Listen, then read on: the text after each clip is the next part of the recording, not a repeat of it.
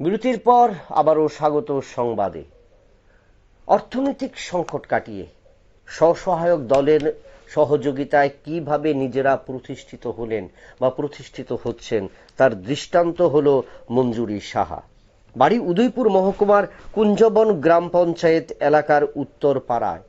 দীর্ঘ কয়েক বছর ধরেই অর্থনৈতিক দিক দিয়ে তারা কিন্তু পিছিয়ে ছিলেন এবং কোনো স্ব উদ্যোগে ভূমিকা বা গ্রহণ করতে পারেনি বা অর্থ রোজগার কিভাবে আসবে সে বিষয়ে কিন্তু তারা ততটা ওয়াকিবহাল ছিলেন না। কিন্তু তারপর প্রশাসনের তরফ থেকে সহযোগিতা পেয়ে এবং স্বসহায়ক দল গঠন করে তারা কিন্তু আজ স্বাবলম্বী হলেন এবং বেকারি আইটেম এবং বেকারির যে খাদ্য সামগ্রী নিত্যদিন আমাদের যেটা প্রয়োজন হয় সাত সকাল থেকে সন্ধে পর্যন্ত বা রাত পর্যন্ত, সেই সমস্ত খাদ্য সামগ্রী বা বেকারির আইটেম বা উৎপাদন করে এবং বর্তমানে কিন্তু তারা লাভের মুখ দেখছেন। আমরা শুনে নেব স্বসহায়ক দলের মাধ্যমে কিভাবে মঞ্জুরি সাহা নিজেদের ডেভেলপ করলেন এবং নিজেরা স্বাবলম্বী হলেন। ক্রিম বল, এরপরে বার্থডে কেক এগুলি নামানো হচ্ছে। সেই দিয়েই আমাদের আগের ব্যবসা ছিল খুবই ছোটখাটো, এখন আমাদের ব্যবসা একটু বড় হয়েছে। কিসের মাধ্যমে বড় হয়েছে? ওই তো পিএমএফএমই থেকে যে লোনটা পেয়েছি না, ওইটা থেকেই একটু বড় হয়েছে।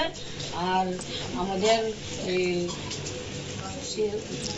সিএলএফ যে দল এসএসজি গ্রুপের থেকে যে লোনগুলি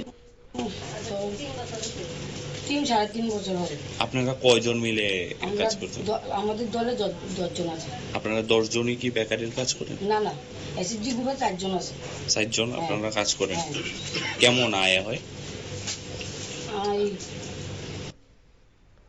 আমরা শুনলাম মঞ্জুরি সাহার বক্তব্য।